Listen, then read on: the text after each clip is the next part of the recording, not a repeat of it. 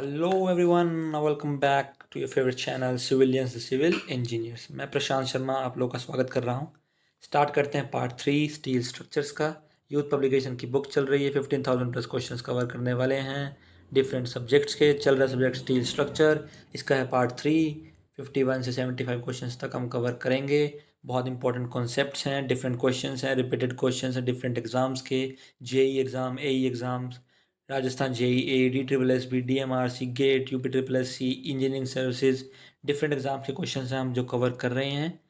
बहुत speedly cover करते हैं हम क्वेश्चन को, बट स्पीड में करने की वजह से कॉन्सेप्ट को वेस्ट नहीं करते हैं, कॉन्सेप्ट को हम कॉम्प्रोमाइज़ नहीं करते। कॉन्सेप्ट क्वालिटी हमारा इंपॉर्टेंस हमारे चैनल की जो हम बरकरार रखते हैं। स्पीड ज़रूर बढ़ा के रखेंगे बट कंसेप्ट पे कॉम्प्रोमाइज़ हम बिल्कुल भी नहीं करेंगे। एवरेज बच्चा हो, वीक बच्चा हो या इंटेलिजेंट हो, सबके लिए हमारा प्लेटफॉर्म इक्वली वर्क करता है। सबको हर चीज़ हम समझा के चलते हैं। हम यही चलते हैं कि हम आपको ज़ीरो से हीरो तक बनाने का सफ़र पूरा करें। So let's start. Question number 52 पूछा गया SSC JE March 2017 evening shift में। As per I S specification which of the following physical properties of structural steel is taken irrespective of its grade. Grade पे चीज जो चीज़ depend नहीं करती उन physical properties की ये बात कर रहा है। ऑप्शन देखिए, unit mass of steel, modulus of elasticity, Poisson ratio या फिर all options are correct. Options को देखेंगे, यूनिट मास ऑफ स्टील है वो इरिस्पेक्टिव ऑफ इट्स ग्रेड होता है, और मॉडुलस ऑफ इलास्टिसिटी सबका ही सेम है। कितना, 2 × 10⁵ लिख दो या फिर 2.1 × 10⁵ लिख देते कई जगह पे, न्यूटन पर mm²। पॉइजन रेशियो कितना होता है स्टील का, 0.3 होता है। ये भी फिक्स है, unit mass of steel fix है, मॉडुलस ऑफ इलास्टिसिटी फिक्स है और पॉइजन रेशियो भी फिक्स है इरिस्पेक्टिव ऑफ इट्स ग्रेड। तीनों स्टेटमेंट सही हो गई ये तो ऑल ऑप्शंस आर करेक्ट। यहाँ सीखने को क्या मिला आपको कि मॉडुलस ऑफ इलास्टिसिटी की वैल्यू क्या होती है, इसकी यूनिट क्या होती है, पॉइजन रेशियो की वैल्यू क्या होती है, ये सब आपको इस क्वेश्चन से सीखने को मिला। आगे बढ़ते हैं। Moving towards next question, question number 53। SSC JEE March 2017 evening shift with a percentage increase of carbon in steel decreases its। अगर कार्बन का जो परसेंटेज स्टील में इंक्रीज कर रहा है तो क्या डिक्रीज करेगा। तो हमेशा याद रखना, जब भी कार्बन कंटेंट बढ़ता है ये क्या बढ़ाता है, ये ब्रिटलनेस को इंक्रीज करता है। ये ब्रिटलनेस को इंक्रीज करता है। ब्रिटलनेस का डायरेक्टली प्रोपोर्शनल क्या होता है, इंक्रीज इन कार्बन कंटेंट। तो यहाँ उल्टा पूछ ले, डिक्रीज क्या करता है। ऑप्शन में ब्रिटलनेस गिवन है बट ब्रिटलनेस को तो ये इंक्रीज करता है, डिक्रीज किसको करता है, डक्टिलिटी को। डक्टिलिटी और ब्रिटलनेस आपस में लिंक होती हैं। ब्रिटल मतलब जल्दी टूट जाना, जैसे कंक्रीट होता है। डक्टाइल में स्टील, इसकी टेंसाइल स्ट्रेंथ बहुत ज़्यादा होती है, उसे डक्टिलिटी बोलते हैं। तो कार्बन कंटेंट की जो वैल्यू है वो ब्रिटलनेस से डायरेक्टली प्रोपोर्शनल होती है। कार्बन कंटेंट इंक्रीज करता है तो ब्रिटलनेस इंक्रीज करती है और डक्टिलिटी डिक्रीज करती है। तीन तरह के स्टील है अपने पास, माइल्ड स्टील, मार्कर बदल के दूसरे तरीके से सिखाता हूँ। माइल्ड स्टील हो गया, उसके बाद medium carbon steel, medium carbon steel, और तीसरा कौन सा होता है, हाई कार्बन स्टील। क्या होता है, हाई कार्बन स्टील। ठीक है, high carbon steel. Mild steel में जो कार्बन कंटेंट होता है वो होता है 0.15% से 0.30% तक, 0.15% से 0.30% तक। और मीडियम कार्बन स्टील में क्या होता है, 0.25 से 0.70%। और हाई कार्बन स्टील में क्या होता है, 0.7% से 1.5%। बहुत कुछ सीखने को मिला आपको इस छोटे से क्वेश्चन से कि अगर कार्बन कंटेंट इंक्रीज होता है स्टील में तो ब्रिटलनेस इंक्रीज होती है, डक्टिलिटी रिड्यूस होती है। ब्रिटलनेस और डक्टिलिटी अपोजिट है एक दूसरे के। ब्रिटलनेस कंक्रीट में होती है, डक्टिलिटी स्टील में होती है। तीन तरह का स्टील है, mild steel, medium carbon steel and high carbon steel. Mild steel में कार्बन कंटेंट की वैल्यू 0.15% से 0.30% होती है, मीडियम कार्बन स्टील में 0.25 से 0.70% होती है, हाई कार्बन स्टील में 0.7 से 1.5% होती है। छोटे से वन लाइनर क्वेश्चन से आप देखिए कितने सारे कॉन्सेप्ट सीख चुके हैं। नेक्स्ट क्वेश्चन देखते हैं, question number 54। Uttarakhand A 2007 and SSC J 2010। Bearing strength of single riveted lap joint. Single riveted lap joint की बेरिंग स्ट्रेंथ पूछी है, तो क्या फॉर्मूला होता था, D into T into F B. PB निकालने के लिए क्या फॉर्मूला होता था, D into T into F B. Single riveted lap joint है तो टी रहेगा, और अगर डबल होता तो जो प्लेट की थिकनेस होती है और एक नॉर्मल कवर प्लेट की थिकनेस होती है, मेन प्लेट की थिकनेस जो उसमें से मिनिमम होता है उसको हम टी ले लेते हैं। ठीक है, तीन तरह की स्ट्रेंथ होती है, शेयरिंग में, बेरिंग में, टेयरिंग में। इनमें से मिनिमम वैल्यू हम लेके चलते हैं। अब यहाँ पे बेरिंग स्ट्रेंथ पूछा तो देखिए ऑप्शन ए करेक्ट हो जाएगा, D T into F B. देखिए ऑप्शन ए। अगर न्यूमेरिकल आएगा सारा मैं आपको क्लियर करूँगा कि पी एस कैसे निकालते हैं, पी बी कैसे निकालते हैं, पी टी कैसे निकालते हैं, रिवेट वैल्यू क्या होती है, नंबर ऑफ रिवेट कैसे निकालते हैं, एफिशिएंसी मैं आपको पहले सिखा चुका हूँ कैसे निकालनी है। सारे कॉन्सेप्ट हम ए टू जेड कवर करेंगे। Next question, question number 55, MP sub engineering 2015। Indian standard long legged T bars are denoted as. Indian standard long legged T bars को किससे डिनोट करते हैं, ऑप्शन देख लेते हैं, I S L T, I S J T, I S S T, none of the above. अब देखा बच्चे ने कि आई एस एल और टी की बात करें तो आई एस एल टी। बिल्कुल सर, यही होना चाहिए, यही सीखा है हमने, बट ये गलत होता है। स्टील में ऐसे नहीं होता है। आई एस एल टी नहीं है, इसका आंसर है आई एस एस टी। क्या होगा इसका आंसर, आई एस एस टी। यही ट्रिक था इस क्वेश्चन में। एस एस सी ऐसे क्वेश्चन को जरूर पूछ सकता है, तो आपको पता होना चाहिए कि इसका answer I S L T नहीं, आई एस एस टी, यानी कि ऑप्शन सी। आगे मैं आपको बताऊंगा I S N T, I S L T, I S J T, I S S T and I S S T क्या होते हैं। चलिए मैं आपको यही बता देता हूँ, जो आई एस एन टी होता है, आई एस एन टी, ये नॉर्मल टी बार होता है। ठीक है, नॉर्मल में आ जाता है, एन एन से फ़र्क पड़ता है। बाकी इंडियन स्टैंडर्ड टी बार तो है ही आई एस टी, एन से नॉर्मल। जे आ जाता है तो जूनियर, जे आ गया तो यहाँ पे आ जाएगा जूनियर। एल आ जाएगा तो लाइट हो जाएगा, एल आ जाएगा तो लाइट हो जाएगा। ठीक है, और एच आ जाएगा तो हैवी हो जाएगा। और आई एस एस टी तो आपने देख ही लिया, लॉन्ग लेग्ड होगा तो आई एस एस टी हो जाएगा। I S N T, I S J T, I S L T, I S S T and I S S T, पाँच तरह के होते हैं मेनली, जो मैंने आपको बता दिए। एग्जाम में क्वेश्चन आएगा तो आपको ये सारे याद रखने हैं। एन से नॉर्मल, जे से जूनियर, एल से लाइट, एस से हैवी और एस से लॉन्ग लेग्ड टी। ठीक है, क्वेश्चन नंबर 56 हमारा next question, Chhattisgarh professional exam board 2016। According to I S the Poisson ratio of structural steel is usually assume to be. Poisson ratio की बात कर रहा है स्टील की, क्या होती है, ऑप्शन देखते हैं, 0.15, 0.20, 0.30 एंड 0.35। अभी मैंने आपको बताया था कि स्टील की पॉइजन रेशियो कितनी होती है, 0.30। जो स्टूडेंट वीडियो को बहुत ध्यान से सुन रहा है, कॉन्सेप्ट को समझ रहा है, वैल्यूज़ को याद करने की कोशिश भी कर रहा है, तो उसको एग्जाम में चीज़ें क्लिक कर जाएंगे। और बहुत बच्चों को ये वैल्यूज़ नहीं पता होती हैं जो आपको पता है। तो ऑप्शन सी है यहाँ पे करेक्ट आंसर। आई होप आप याद रखेंगे कि पॉइजन रेशियो की वैल्यू 0.30 होती है। मॉडुलस ऑफ इलास्टिसिटी यानी यंग मॉडुलस, उसकी वैल्यू होती है 2 इंटू 10⁵ MP। ये भी याद रखना हमको। आगे बढ़ते हैं, नेक्स्ट न्यूमेरिकल देखते हैं, क्वेश्चन नंबर 57। ये न्यूमेरिकल हमारा इंपॉर्टेंट है।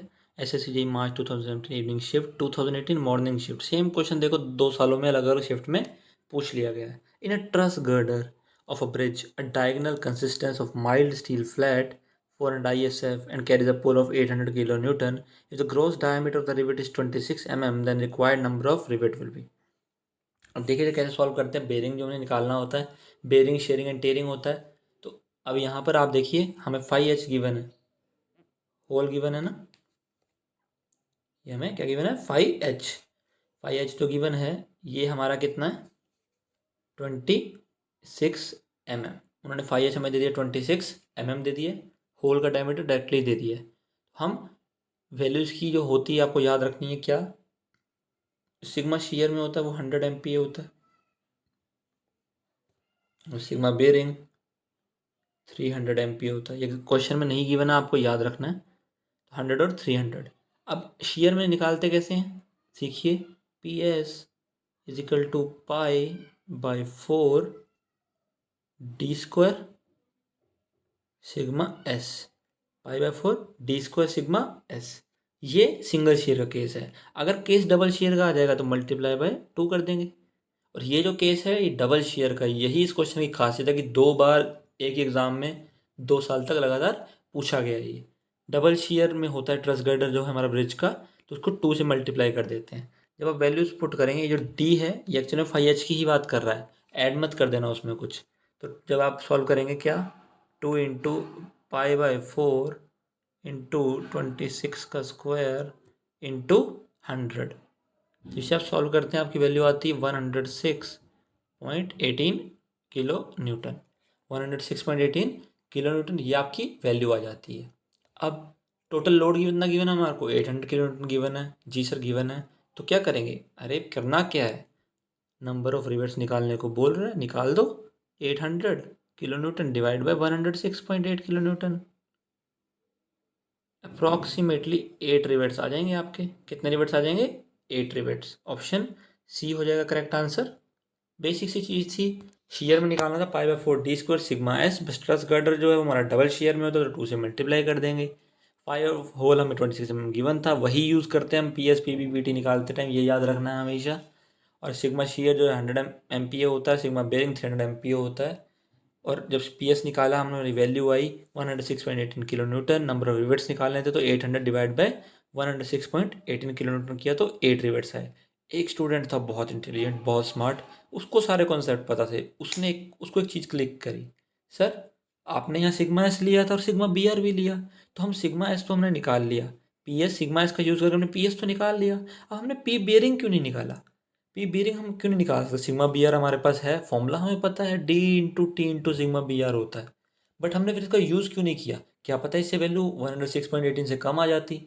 बिल्कुल सही बात बोली आपने, 100% करेक्ट बात बोली है, ऐसा हो सकता है। बट जो हमें फ्लैट गिवन है ISF 400, उसकी हमें थिकनेस नहीं बताई गई है, पूरे क्वेश्चन में थिकनेस मेंशन नहीं की गई है। और इस थिकनेस का एक टेबुलर फॉर्म होती है, उससे हमें निकालनी होती है, तो वो उन्होंने प्रोवाइड हमें नहीं किया। प्रीलिम्स में ऐसा कुछ प्रोवाइडेड नहीं होता, तो हम सिग्मा बी आर का यूज़ करके PB नहीं निकाल सकते थे।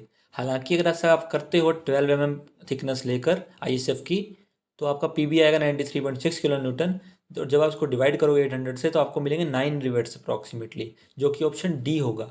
बट एग्जाम में सब कुछ नहीं मेंशन किया, तो आपको जो वैल्यू आई उसी को ही यूज़ करना है, उससे वैल्यू आएगी आपकी 8 रिवर्ट्स। और SSC ने भी 8 रिवर्ट्स को ही करेक्ट माना है, 9 रिवर्ट्स को करेक्ट नहीं माना, क्योंकि उन्होंने ऐसी कोई इन्फॉर्मेशन एग्जाम में प्रोवाइड की ही नहीं थी। तो आपको समझदारी दिखानी है, जो क्वेश्चन में प्रोवाइडेड है उसी को ही यूज़ करना है। बट सिग्मा एस और सिग्मा बी आर क्या होता है ये आपको पता रहना चाहिए। आगे कैसे पता चलती है इसकी वैल्यू, ये भी मैं क्लियर कर दूंगा आपको।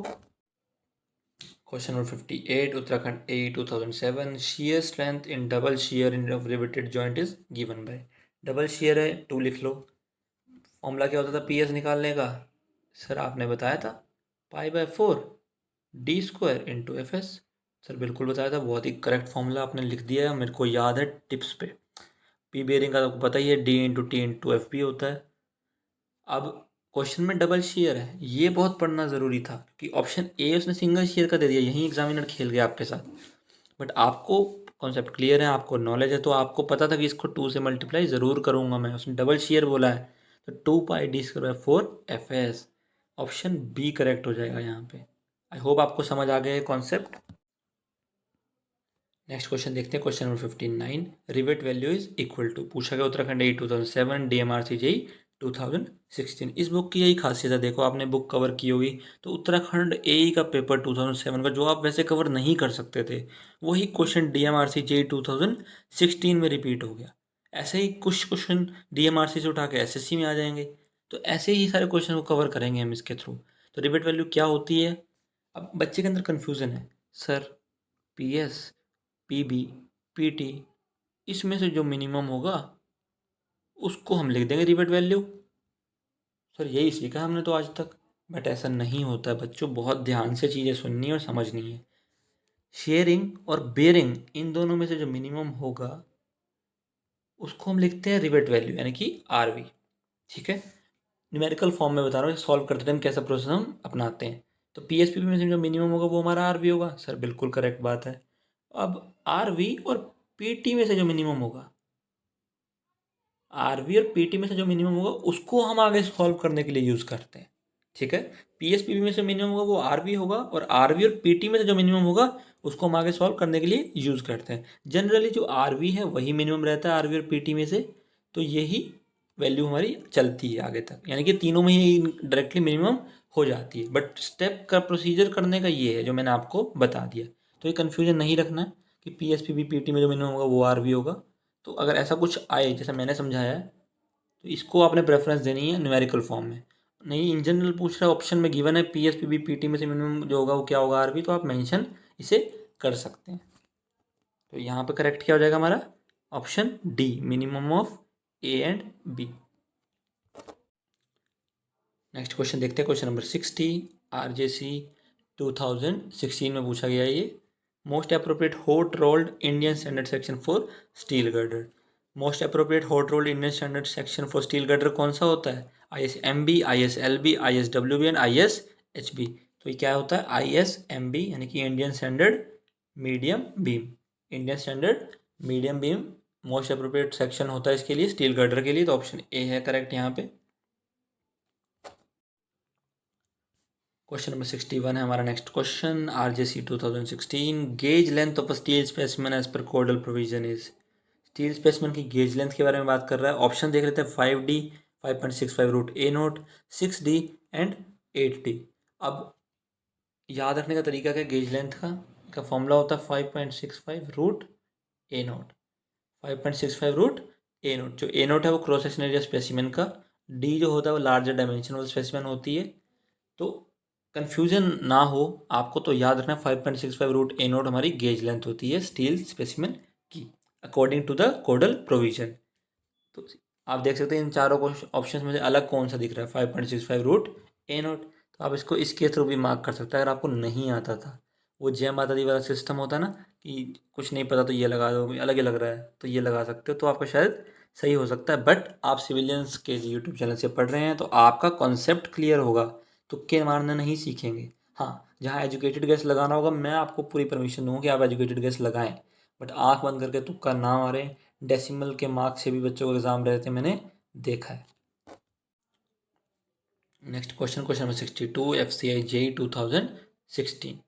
ठीक है, when two plates are placed end to end and are joined by cover plates the joint is known as। तो मैंने आपको बताया था दो प्लेट रखी हुई हैं और उनको ज्वाइन किया गया कवर प्लेट से।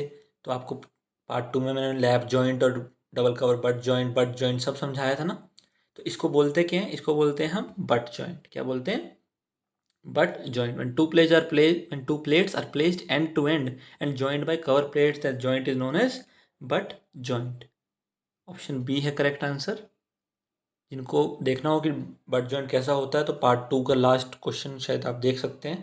क्वेश्चन नंबर 50 में मैंने आपको समझाया था, थोड़ा इधर उधर हो सकता है तो आप देख लीजिएगा एक बारी कि भाई डबल कवर बट जॉइंट कैसा होता है या बट जॉइंट कैसा होता है, लैप जॉइंट भी कैसा होता है। ये चीज़ आपको सीखने को उसमें मिल जाएंगी। आगे बढ़ते हैं, next question, question number 63, according to IS 800 1984 यानी कि पहले वाला कोड जो 2007 से पहले कोड हुआ करता था, what is the permissible bending stress in steel slab plate. Steel slab plate के लिए according to IS 800 1984 permissible bending stress की वैल्यू क्या होती थी। अब बच्चे पूछेंगे सर तो पुराने कोड का क्वेश्चन है, रिपीट कैसे हो गया। देखिए 2017 में पूछा गया है, ज़्यादा लेट हुआ नहीं है, बट 2017 में क्वेश्चन पूछ लिया गया है।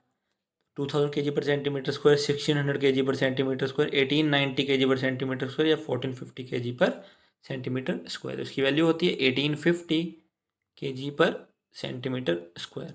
यहाँ पे 1890 गिवन है तो ऑप्शन सी हो जाएगा करेक्ट आंसर। बस आपको ये वैल्यू याद रख के रखनी है अपने पास। Question number 64, MP Vyapam second meeting 2017, the efficiency of a riveted joint is equal to. Riveted joint की एफिशिएंसी पूछ रहा है। जो स्टूडेंट मेरा है बहुत अच्छे से पढ़ रहा है उसको ये क्वेश्चन टिप्स पे होते हैं, ऐसे क्वेश्चन इतना टाइम वेस्ट इन क्वेश्चन वो नहीं करता। ऑप्शन फिर भी हम पढ़ लेते हैं for formality. Length of solid plate divide by diameter of rivet into 100%, strength of rivet of solid plate divide by strength of rivet joint into 100%, strength of riveted joint divide by strength of solid plate into 100, strength of plate divide by length of rivet into 100। Length का तो कोई relation ही नहीं है इसमें, ये दोनों option तो हम ऑटोमेटिकली कट कर सकते हैं। अब strength of solid plate divide by strength of rivet joint, strength of riveted joint divide by strength of solid plate. तो मैंने बताया था आपको एफिशिएंसी में रिवेटेड जॉइंट की जो स्ट्रेंथ है उसको आप ऊपर रखते हैं, स्ट्रेंथ ऑफ रिवेटेड जॉइंट उसको आप ऊपर रखेंगे, divide by strength of solid plate उसको आप नीचे रखेंगे इंटू 100। जो जॉइंट की स्ट्रेंथ है वो तो ऊपर आएगी ना, पूरी सॉलिड प्लेट है उसकी स्ट्रेंथ तो जॉइंट से ज़्यादा ही होगी, ऑब्वियस सी बात है। एक प्लेट, पूरी प्लेट है, इसकी स्ट्रेंथ तो ज़्यादा ही होगी। एक प्लेट में मान लो जॉइंट लग गया, उससे इसकी स्ट्रेंथ हमेशा ज़्यादा होगी। तो जो वैल्यू ज़्यादा होती है वो डिनोमिनेटर में रखते हैं, जो कम होती है वो ऊपर रखते हैं, ताकि हम एफिशिएंसी उसकी निकाल सकें। तो ऑप्शन सी यहाँ पे करेक्ट हो जाएगा, strength of riveted joint divide by strength of solid plate into 100, option C. आपको मैंने इतना समझा ज़रूर दिया, बट एग्जाम में आपको इतना सोचना नहीं है, ये चीज़ें आपके टिप्स पे होनी चाहिए। क्वेश्चन आया, तुरंत समझा और आंसर मार्क किया, 15 से 20 सेकंड ज़्यादा से ज़्यादा। बट ये याद रखना है कि एक्यूरेसी मैटर करती है। कभी कभी क्वेश्चन को घुमा फिरा के एग्जामिनर पूछ लेता है, तो गलती बिल्कुल नहीं करनी है। भले छोड़ दो, जीरो पे रहो, बट गलती करके नेगेटिव में नहीं जाना है हमको। Next question, question number 65, MP सब engineering 2017। Which of the following statement is incorrect about the design of riveted joints. तो जो स्टूडेंट मेरे से पढ़ रहे हैं, उनका पहला स्टेप एग्जाम में स्टेटमेंट वाले क्वेश्चन में यही होना चाहिए कि करेक्ट पूछा है या इनकरेक्ट पूछना है, उसको मार्क कर लेना है। ठीक है, about the design of riveted joints. अब क्या स्टेटमेंट्स हैं? Stress in plates in uniform, rivets are assumed to be stressed equally, bearing stress is uniform between plates and rivets, friction between the plate is to be considered। तो ये बहुत सारी statements हैं जो आपको याद रखनी है कि जो प्लेट्स में स्ट्रेस है वो यूनिफॉर्म होगा। यस, यूनिफॉर्म होना चाहिए, हम मान के चलते हैं। Rivets are assume to be stressed equally, yes, सारे स्ट्रेस हैं वो इक्वल, रिवेट्स जो सारा स्ट्रेस है वो रिवेट्स इक्वली लेते हैं। मान लो 240 किलो न्यूटन का स्ट्रेस है, 8 रिवेट है, तो सब इक्वली 30 किलो न्यूटन शेयर करेंगे, ये भी ठीक है। Bearing stress is uniform between plates and rivets, yes, bearing stress जो है वो यूनिफॉर्म रहता है प्लेट और रिवेट में, तो तीनों स्टेटमेंट सही है। But friction between the plate is to be considered, no, friction consider हम नहीं करते हैं। यही तो एग्जम्पशन है, एग्जम्पशन में तो हम हर चीज़ पॉजिटिव मान के चलते हैं ना, तो फिर फ्रिक्शन कंसीडर हम क्यों करेंगे? हम एक आइडियल चीज़ लेके चलते हैं। फ्लूइड मैकेनिक्स में भी पढ़ते हो आप, सॉम में भी पढ़ते हो कि आइडियल चीज़ें होनी चाहिए, तो उसी के अकॉर्डिंग हम उसको फॉलो करते हैं, फ्रिक्शन कंसीडर नहीं करते। तो इनकरेक्ट कौन सा हो जाएगा? Option D. आगे स्टेटमेंट्स के बारे में और पढ़ेंगे तो आपको और अच्छे से समझ आएगा। क्वेश्चन नंबर 66, ये इंपॉर्टेंट क्वेश्चन में से आता है।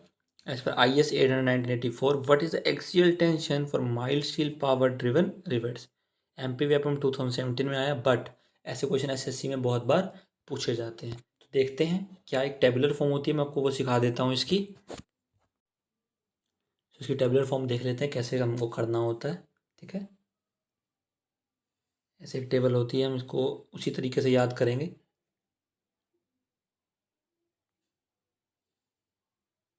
ठीक है, अब ये दो तरह के हमारे वो होते हैं प्रोसेस, आपको मैं दिखा देता हूँ। एक होता है हमारा क्या, हैंड ड्रिवन, क्या होता है, हैंड ड्रिवन शॉप रिवेट। तो मैं हैंड ड्रिवन लिख रहा हूँ बस यहाँ पे, तो हैंड ड्रिवन शॉप रिवेट, और एक पावर ड्रिवन, यानी कि एक हाथ से रिवेट को वो किया गया ड्राइव, या फिर एक मशीन से, तो hand driven and power driven हो जाएगा। ठीक है, अब यहाँ पर आप देखेंगे पहला केस होता है एक्सियल टेंशन का, एक्सियल टेंशन का। दूसरा केस होता है शियर का। तीसरा केस होता है बेरिंग का। ठीक है सर, याद हो गया। Hand driven shop rivets and power driven shop rivets दो तरह के होते हैं। एक्सियल टेंशन मैं लिख देता हूँ ताकि आपको याद रहे, axial tension, shear and bearing. ठीक है सर, आपने बहुत अच्छे से बता दी चीज़ें हमारे को, ये हमें याद हो गया। अब हैंड ड्रिवन में जो एक्सियल टेंशन होता है ये 80 होती है, और पावर ड्रिवन में ये 100 होती है। ठीक है सर, इतना याद हो गया। शियर में भी सर सेम रहता है, क्योंकि एक्सियल टेंशन और शियर भाई भाई है। ठीक है सर, 80 100 याद हो गया तो बहुत ईजी है। बट बेयरिंग में वैल्यूज चेंज हो जाती हैं, 250 एंड 300। सर ये तो कन्फ्यूज़न हो गया, इसको कैसे याद करेंगे? अरे मैथ्स तो हमें आता है, लिंक तो करना हमारा इंजीनियर्स का बर्थ राइट है, कीजिए लिंक। 80 था, 250 था, मल्टीप्लाई बाई 3 किया होगा पक्का 80 को। ठीक है, 80 को मल्टीप्लाई बाई 3 किया होगा, तभी तो 250 के आसपास वैल्यू आ गई। 240 250 is kind of similar things. ऐसे ही 100 है, 100 को 3 से मल्टीप्लाई किया, क्या मिला? 300। सर क्या लिंक है, क्या रिलेशन है, याद हो गई चीज़ें बहुत अच्छे से कि टेंशन और शेयर 80 100 शेयर में जो वैल्यू है बेरिंग में 3 टाइम्स हो जाएगी, चाहे वो हैंड ड्रिवन हो या फिर पावर ड्रिवन हो। शेयर में हैंड ड्रिवन में 80 होती है, बेरिंग में 250, पावर ड्रिवन में 100, तो बेरिंग में 300। 100। सर इससे अच्छा कोई समझाने का तरीका नहीं आपके पास है, ना मेरे को समझने में कोई दिक्कत हुई है, तो मैं चीज़ों को अच्छे से समझ चुका हूँ। तो तीनों वैल्यू मुझे याद रखनी है एग्ज़ाम में। अभी आप वो पूछ रहे थे ना कि एक्सियल टेंशन कैसे ले लिया, शियर की वैल्यू कैसे ले ली, बेरिंग की न्यूमेरिकल कर रहे थे, तो सिग्मा एस 100 MPa कैसे ले लिया, ऐसे ले लिया था हमने, क्योंकि ये तो हमने पढ़ा था सर कि पावर ड्रिवन रिवेट्स है तो 100 शियर में है, 300 बेरिंग में है। देखो ये टेबल कहाँ कहाँ काम आएगा, आपको न्यूमेरिकल सॉल्व करने में काम आएगा अगर आपको वैल्यूज़ याद हैं, और बहुत सारे बच्चों को वैल्यूज़ याद नहीं होती। अब एक बहुत इंटरेस्टिंग बच्चा है, इंटेलिजेंट बच्चा है, हर चीज़ को बहुत अच्छे से ऑब्जर्व करता है, तो उसने पूछा सिर्फ वैल्यूज़ की यूनिट क्या है। अरे हम बताएंगे ना, न्यूटन पर mm², जिसको क्या बोलते हैं, एमपीए भी बोलते हैं। सर बिल्कुल सही बात बोली आपने, ये चीज़ आपको बता देनी चाहिए थी और आपने बता दी और मैंने याद कर लिया कि सारे यूनिट ये एमपी यानी कि न्यूटन पर mm² में होता है। तो आप सब बच्चे भी इसी बच्चे की तरह बनेंगे और चीज़ों को अच्छे से नोटिस करेंगे, तो कुछ भी कंसेप्ट हम नहीं छोड़ने वाले। आई होप आपको ये चीज़ें समझ आ गई हैं। तो आंसर जो क्वेश्चन नंबर 66 का वो हो जाएगा ए, 100 MPa, ये याद रखना। नेक्स्ट क्वेश्चन नंबर 67 पूछा गया SSC JEE March 2017 evening shift, statement वाला क्वेश्चन है। Which of the following assumptions are made in design of rivet joints. अब ये अजम्पशंस पढ़ी थी, उसी पे क्वेश्चन दोबारा पूछ लिया एसएससी जेईई ने, यही मैं आपको समझा रहा था, वही हुआ है यहाँ पे। जो काम एमपी सब इंजीनियरिंग ने किया था वही एसएससी जी ने फॉलो कर लिया है उसी साल में। उन्होंने भी 2017 में फॉलो किया, इन्होंने भी 2017 में फॉलो कर लिया, ठीक है। हालांकि जेईई का पेपर पहले हुआ था, मार्च में हुआ था, और एमपी सब इंजीनियरिंग का जुलाई में हुआ था, तो उन्होंने फॉलो कर लिया। Which of the following assumptions are made in the design of rivet joint? Statement देखते हैं, rivets are stressed equally, stress in plate is maximum at mid width, rivet hole is completely filled by rivet and friction between plate is neglected। अब हम देखते हैं, हमने इसमें कौन कौन सी स्टेटमेंट पहले पढ़ी थी। सर आपने बताया था रिवेट स्ट्रेस्ड इक्वली होते हैं, बिल्कुल होते हैं, तो ए स्टेटमेंट तो हमारा करेक्ट हो गया, यानी कि ऑप्शन सी गलत होता है यहाँ पे। फिर देखते हैं stress in plate is maximum at mid width. Sir ये हमने सुना नहीं है, तो इसको छोड़ देते हैं एक बारी के लिए, ठीक है। सी देखते हैं, rivet hole is completely filled by rivet, ये भी नहीं हमने सुना, तो इसको भी छोड़ देते हैं। ऑप्शन डी देखते हैं, friction between plate is neglected. Yes sir आपने ये बताया था, जो फ्रिक्शन है वो निगलेक्ट किया जाता है, यानी कि डी भी करेक्ट है, तो ऑप्शन बी भी गलत हो गया और ऑप्शन ए भी गलत हो गया। तो सर ये तो हमें पता ही नहीं था कि हमें सी स्टेटमेंट नहीं पता फिर भी हमारी वैल्यू आ गई, बी भी नहीं पता था फिर भी हमारा आंसर आ गया। यही खासियत है एसएससी की, अगर आपको कुछ भी थोड़ा सा भी कॉन्सेप्ट पता है तो भी आप आंसर को बहुत अच्छे से सॉल्व कर सकते हैं, ठीक है। बट अब यहाँ पे नॉलेज भी लेनी है। नॉलेज क्या लेनी है कि जो रिवेट होल है ये कम्प्लीटली फिल्ड बाय रिवेट होता है, तो ये स्टेटमेंट भी आपको याद रखना है, ये भी एक एजम्पशन है।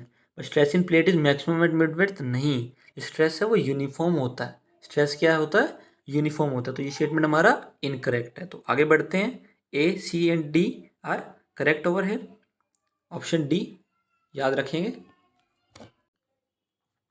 Question number 68, SSC JEE March 2017 evening shift. In a composite system subjected to temperature rise and with ends constrained to remain together, the component having lower value of coefficient of linear expansion will experience। ये actually सॉम का भी question है और RCC में भी पूछा जाता है कि अगर कॉम्पोजिट सिस्टम है उसमें जिसका कोफिशिएंट ऑफ लीनियर एक्सपेंशन ज़्यादा होगा या कम होगा, उस पर क्या फ़र्क पड़ेगा, टेंसाइल स्ट्रेस आएंगे या कंप्रेसिव स्ट्रेस आएंगे। ये क्वेश्चन बार बार रिपीट होते हैं, तो इसको याद करने का तरीका है, जिसका अल्फ़ा लो होगा, इसका कोफिशिएंट ऑफ लीनियर एक्सपेंशन आप कह सकते हो वो लो होगा, इसमें लो होगी वैल्यू वो टेंशन में जाएगा, जो जिसकी वैल्यू लो होगी वो टेंशन में जाएगा और जिसकी वैल्यू हाई होगी वो कंप्रेशन में जाएगा। लीनियर एक्सपेंशन का जो कोफिशिएंट है, जिसकी वैल्यू अगर लो की वैल्यू अगर लो होगी तो वो कंपोनेंट टेंशन में जाएगा, अगर वैल्यू हाई होगी तो कंप्रेशन में जाएगा। सीधी सी बात है, कंप्रेसिव स्ट्रेस होगा और टेंसाइल स्ट्रेस होंगे। अब यहाँ पर लीनियर एक्सपेंशन क्या है, वैल्यू लो है, तो क्या होगा, टेंसाइल स्ट्रेस डेवलप होंगे। बिल्कुल sir, concept to the point हमारा क्लियर हो चुका है, ऑप्शन ए यहाँ पे करेक्ट है। अब याद रहेगा, लो है तो टेंशन है, हाई है तो कंप्रेशन है, भूलना नहीं है। LTHC हमें इसको याद रखना, low tension high compression, we will memorize it very simply. Sir question आएगा तो हमें ज़रूर आने वाला है ये। Question number 69, SSC JEE 2016, when a load is exerted or transferred from one surface to another in contact, the stress is known as। Load exert या transfer हो रहा है वन सरफेस से अनदर में, स्ट्रेस इज नोन एज, एक surface से दूसरे surface में जो लोड ट्रांसफर हो रहा है इसको क्या बोलते हैं? इसे बेयरिंग स्ट्रेस बोलते हैं। इसे क्या बोलते हैं? Bearing stress. Binding stress, shear stress, direct stress या फिर बेयरिंग स्ट्रेस। शियर स्ट्रेस तो आपको पता है, हॉरिजॉन्टली मूवमेंट को शियर बोलते हैं। तो ये होता है हमारा बेयरिंग स्ट्रेस, यानी कि option D. Question number 70, SSCJ March 2017 evening shift. Rolled steel T sections are used as. Rolled steel T section इनको यूज किया जाता है as columns with flat strips to connect plates in steel rectangular tanks as built up section to resist axial tension, या फिर none of these। तो rolled steel T section को use किया जाता है with flat strips to connect plates in steel rectangular tanks, यानी कि option B. यही आपको याद रखना है कि रोल्ड स्टील टी सेक्शन को यूज किया जाता है फ्लैट स्ट्रिप्स के साथ, ताकि प्लेट्स को कनेक्ट कर सके किसमें? स्टील के रेक्टेंगुलर टैंक्स में। तो ऑप्शन बी है करेक्ट। आगे बढ़ते हैं। क्वेश्चन नंबर 71 है हमारा next question. The rivets which are heated then driven in the field are known as. Question number 71 जो है हमारा SSC JEE मार्च 2017 का ये क्वेश्चन है। Rivets which are heated and then driven in the field are known as. पहले heat किया गया है, फिर उनको ड्राइव किया गया कहाँ पर? फील्ड में। तो ऑप्शन देखते हैं, power driven shop rivets, power driven field rivets, hand driven rivets या फिर कोल्ड ड्रिवन रिवेट्स। अब फील्ड में रिवेट किया गया और हीट किया गया है, तो इनको क्या बोलते हैं? Power driven field rivets. क्या बोलते हैं? Power driven field rivets. Power driven तो ये है ही, हीट कर रहे हैं हम इनको। और शॉप रिवेट जो शॉप के अंदर होता है, फील्ड यानी कि साइड पे, तो ये फील्ड रिवेट्स हैं। पहले ही बोल देगा in field, power driven field rivets हो जाएगा ऑप्शन बी। अब वो टेबल याद कीजिए, पावर ड्रिवन शॉप रिवेट्स और हैंड ड्रिवन शॉप रिवेट्स वाला। तो power driven shop rivets, power driven field rivets हैं यहाँ पे। तो वैल्यू क्या होती है? Axial tension, shear and bearing 100 100 300। Power driven की क्या होती है? हैंड ड्रिवन से ज़्यादा रखते हैं हमेशा। Axial tension 100, shear 100, bearing 300। ठीक है, टेंशन, शियर एंड बेयरिंग क्या हो जाएगी value? 100 100 and 300।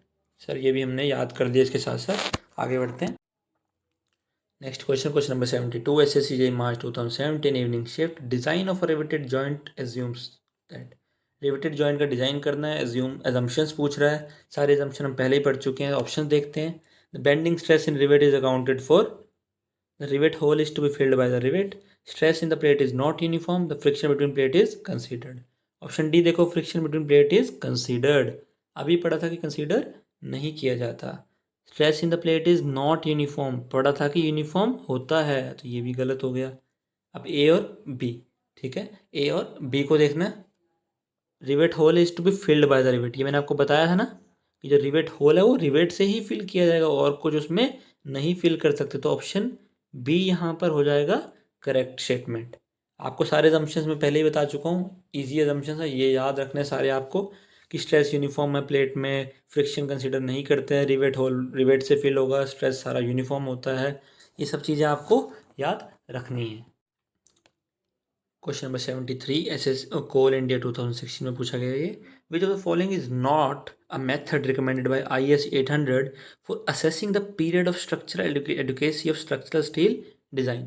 Structural steel design की स्ट्रक्चरल एडुकेसी चेक करनी है, अकॉर्डिंग टू IS कोड है। इनमें से कौन सा मेथड रिकमेंड IS कोड हमारा नहीं करता? ये क्वेश्चन हमसे पूछा गया कोल इंडिया के द्वारा। ऑप्शन देखते हैं, by direct application of single test, based on previous case studies in the local area, by calculating the limiting temperature of steel and methods given in the specialist literature। इन सारे options को पढ़ोगे तो आपको लगेगा कि question जो पूछा गया है ना, ये अलग तरह से पूछा गया है। मुझे इसमें क्या करना है, टेक्निकल टर्म्स को अलग कर लेना है, और जो बेसिक वेग टर्म्स लग रहे हैं उनको अलग कर लेना है। तो by direct application of single test, हाँ सर ये स्टेटमेंट तो मुझे थोड़ा टेक्निकल लग रहा है, सही मान लेते हैं।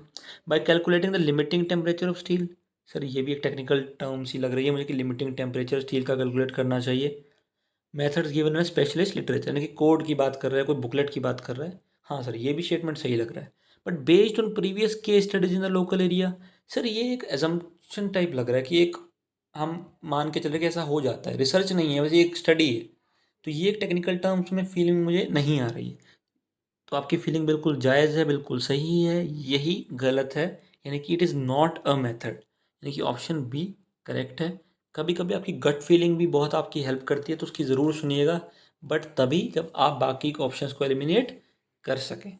आगे बढ़ते, moving to the second last question of part 3 of steel structure, question number 74, SSC March 2017 evening shift. Diameter of a rivet hole is made larger than the diameter of the rivet by. अब diameter rivet whole का larger बनाया जाता है diameter of rivet से कितना। Option देखते हैं, 1 mm for rivet diameter up to 12 mm, 1.5 mm for rivet diameter exceeding 25 mm, 2 mm for rivet diameter over 25 mm, none of the above, none of these. तो आपको पता है अगर जो डाया है वो लेस देन 25 mm है, ठीक है, तो कितना होता है, प्लस 1.5 mm कर देते हैं ताकि हम डाया ऑफ होल निकाल सकें। और अगर 5 greater than equal to 25 mm है तो फिर क्या कर देते थे सर, +2 mm कर देते थे। ये तो हमने सीखा था। अरे वही तो क्वेश्चन है, जो आपने सीखा वही तो करना है एग्जाम में, वही करने तो आए हो, वही ऑप्शन हमें मार्क करने हैं। कन्फ्यूजन तो हमें अब होने ही नहीं वाला, ये हमारा क्लियर है। इतने सारे क्वेश्चन हम कर चुके हैं, कन्फ्यूजन नाम की चीज़ तो हम बीच में आने ही नहीं देंगे सर। तो 2 mm for rivet diameter over 25 mm, यानी कि ऑप्शन सी यहाँ पे करेक्ट हो जाएगा सर। हम मार्क्स हमारे अच्छे आने ही वाले हैं, कोई रोक नहीं सकता। बढ़ते हैं लास्ट क्वेश्चन की तरफ, क्वेश्चन नंबर 75, पार्ट 3 का लास्ट क्वेश्चन है जो SSC JEE March 2017 evening shift में पूछा गया। An imaginary line along which rivets are placed is known as. एक इमेजिनरी लाइन है जिसके अलोंग रिवेट्स को प्लेस किया जाता है सर, उसको क्या बोलते हैं, क्वेश्चन में हमसे पूछा गया था। Rivet line, screw line, back line या ऑल ऑप्शंस आर करेक्ट। अब बच्चे ने तो एक ही सुनी होती है कि रिवेट लाइन। ये क्वेश्चन भी उसी तरह है जैसे बैलेंस सेक्शन था ना सर, बैलेंस सेक्शन तो कई बार सुना था, इकोनॉमिकल सेक्शन, क्रिटिकल सेक्शन नहीं सुना था, इसलिए ऑप्शन में गलती हो गई। बट यहाँ भी ऐसा ही है, रिवेट लाइन को ही स्क्रीव लाइन बोलते हैं, बैक लाइन बोलते हैं, ये भी आपको याद रखना है, RSB याद रखना है। जैसे बैलेंस सेक्शन को क्रिटिकल और इकोनॉमिकल सेक्शन भी बोलते थे, वैसे ही रिवेट लाइन को स्क्रीव लाइन या फिर बैक लाइन भी बोलते हैं। तो ऑल ऑप्शन आर करेक्ट हो जाता है यहाँ पे ऑप्शन डी। आई होप आपको कॉन्सेप्ट समझ आ गया, याद रखेंगे इन फ्यूचर। यहीं पर एंड होता है हमारा पार्ट 3 स्टील स्ट्रक्चर का। 75 क्वेश्चन तक हम कवर कर चुके हैं। आई होप आपको सारे कंसेप्ट इजीली समझ आ रहे हैं। वीडियो को लाइक करना ना भूलें। जो भी आपका सजेशन है, डाउट है, उसे कमेंट सेक्शन में ज़रूर मेंशन कीजिए। आप लोगों का सपोर्ट बहुत रिक्वायर्ड है हमारे ग्रोथ के लिए। ऐसे कंटेंट हम और आगे लाते रहेंगे, ऐसे इंपॉर्टेंट क्वेश्चंस कवर करते रहेंगे। और चैनल को सब्सक्राइब कर लीजिए, बेल आइकन को प्रेस कर लीजिए, नोटिफिकेशन मिलते रहेंगे। आप हमारी वीडियो को अपने सोशल प्लेटफॉर्म पर शेयर कर सकते हैं ताकि जिनको इस कॉन्सेप्ट की या इन क्वेश्चंस की रिक्वायरमेंट है, ये वीडियोज़ उन तक पहुंच सके। So keep loving us, keep sharing us. Thank you and have a nice day.